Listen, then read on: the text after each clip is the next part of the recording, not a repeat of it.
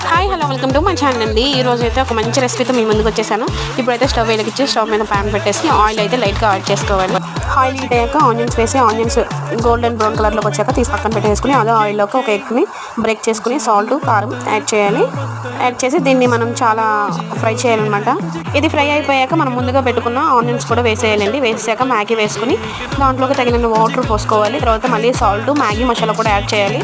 ఇవైతే చాలా టేస్టీగా ఉంటుంది. బయట రెస్టారెంట్లో కూడా మనకి ఎగ్ సూప్స్ ఎలా చేస్తారో సేమ్ అదే టేస్ట్ వస్తుంది. చాలా బాగుంటుంది, ట్రై చేయండి. మ్యాగీ మసాలా మొత్తం ప్రాసెస్ 10 మినిట్స్లో అయితే అయిపోతుంది. ఇదిగో చెప్పాను కదండి, సాల్ట్ యాడ్ చేసుకుని దీన్ని మనం దగ్గర పడేదాకా బాయిల్ చేసుకుంటే సరిపోతుంది. ఇదిగోండి, తర్వాత అయిపోయాక సేమ్ ఇలా ఉంటుంది. దీని మీద లైట్గా గార్నిష్కి ఆనియన్స్ యాడ్ చేసుకుంటే చాలా బాగుంటుందండి. మనం బయట ఎగ్ సూప్స్ అవన్నీ ఎలా తాగుతామో అలాగే ఉంటుంది. దాంతోపాటు నూడిల్స్ జ్యూసీగా చాలా బాగుంటుంది. ఒకసారి అయితే కంపల్సరీ ఇంట్లో అయితే ట్రై చేయండి. ఎలా వచ్చిందంటే కామెంట్ బాక్స్లో కామెంట్ చేయండి.